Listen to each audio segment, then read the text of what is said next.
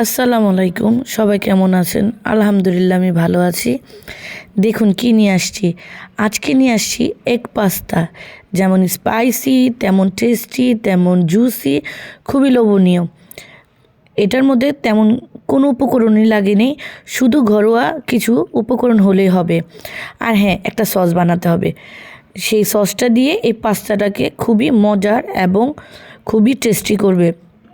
আমি বানিয়েছি বলে কথা না, বাসায় ট্রাই করে দেখবেন। আর আমি বানাবো এখন, চলুন এখন আমি বানাবো একটি সস, সেটা হলো ম্যানুইজ। তাই একটি ডিম পোস্ট করে নেব। তারপর সেই কড়াইতে আমি 4টা রসুন, 4টা শুকনো মরিচ ভালো মতো ভেজে নেব। তারপর একটা ব্লেন্ডার জাগের মধ্যে আমি ডিম পোস্টটা, তারপর শুকনো মরিচ, রসুন, এক চামচ চিনি, 1 চামচ গুঁড়ো দুধ, 1 চামচ ভিনেগার আর পরিমাণ মতো তেল দেব, দিয়ে একটু লবণ দেব।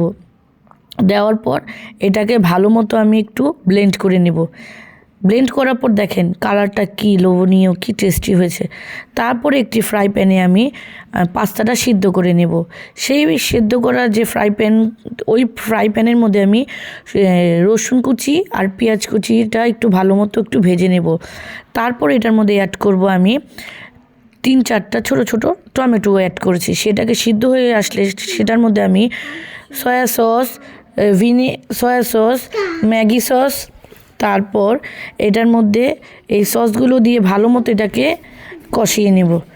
তারপর ভালো মতো কষানো হয়ে গেলে তারপর আমি এটার মধ্যে টমেটো সস দেব আপনার পরিমাণ মতো।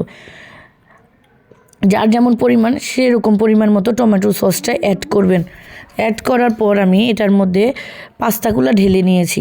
তারপর আমি এটার মধ্যে চিকেন পাউডার দিলাম। ওই যে বললাম চিকেনের ফ্লেভার আসবে, তার জন্য আমি এটার মধ্যে চিকেন পাউডার অ্যাড করছি। আর আমার ছোটো বেবির জন্য একটু উঠিয়ে রেখেছি। তারপর এটার মধ্যে কাঁচামরিচ দিয়েছি। তারপর আমি এখানে লিকুইড দুধ দিয়েছি। তারপর এখানে দিয়েছি আমি অরগ্যানো। এগুলো ভালো মতো মিক্স করা হয়ে গেলে তারপরে যে আমি সসটা বানিয়ে রেখেছিলাম সেই সসটা আমি এটার মধ্যে পরিমাণ মতো দিয়ে দেব। তারপর আমি ডিম ভেজে রাখছিলাম, সেই ডিমটা আমি এটার মধ্যে অ্যাড করব। অ্যাড করা হয়ে গেলে আমি এটা ভালো মতো নাড়াচাড়া করব। ঢেকে রেখেছিলাম, ঢেকে রাখার পর এটাকে আমি নাড়াচাড়া করে দেখেন মিক্স করে নেব। তারপর আমি এটা পরিবেশন করব।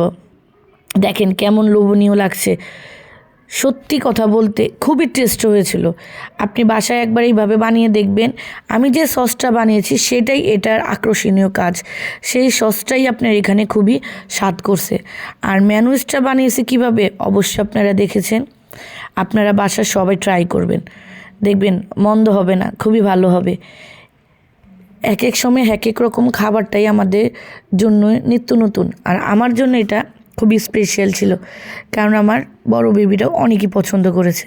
ছোট বেবির জন্য যে পাস্তা উঠিয়েছি তারপর ওইটা খেয়েছে। আল্লাহ হাফেজ।